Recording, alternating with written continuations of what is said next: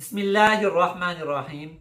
معاشی مشکلات اور شرعی تعلیمات کے حوالے سے الحمدللہ سلسلہ وار گفتگو چل رہی ہے۔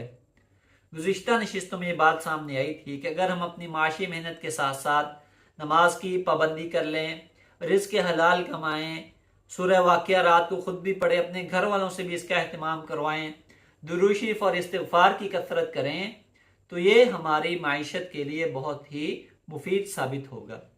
اس کے ساتھ ساتھ اللہ تعالیٰ کے راستے میں خرچ کرنے کا خوب اہتمام کریں۔ اپنے صدقات واجبہ یعنی زکوٰۃ، عشر، فطرانہ وغیرہ تو خوب اہتمام سے ادا کریں۔ اس کے ساتھ ساتھ نفلی صدقات کا اہتمام کریں، اپنے گھر والوں پر خرچ کریں، عزیز رشتہ داروں اور ضرورت مندوں پر بھی خرچ کریں۔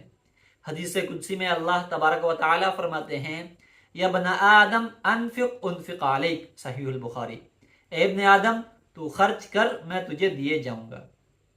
اسی طرح رسول اللہ صلی اللہ علیہ وسلم نے فرمایا، ہر روز جس میں بندے صبح کرتے ہیں 2 فرشتے نازل ہوتے ہیں، ان میں سے ایک یہ دعا کرتا ہے، اللہ خرچ کرنے والے کو اس کا بدل عطا فرما۔ دوسرا یہ بد دعا کرتا ہے، یا اللہ روک کر رکھنے والے کے مال کو برباد کر دے۔ اس کے ساتھ ساتھ اپنی تمام ضروریات کو اللہ تعالیٰ سے مانگیں، اس یقین کے ساتھ کہ جو بھی حالات ہیں اس کی طرف سے ہیں، تاکہ ہم اس کی طرف متوجہ ہو جائیں اور اپنی ضروریات و حاجات اس سے مانگ لیں۔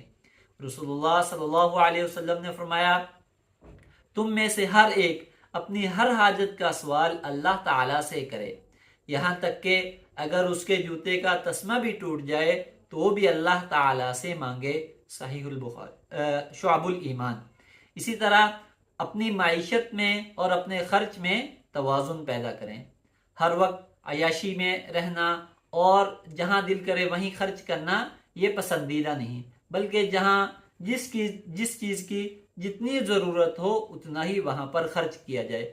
رسول اللہ صلی اللہ علیہ وسلم نے فرمایا، کفایت شعاری آدھی آمدن ہے۔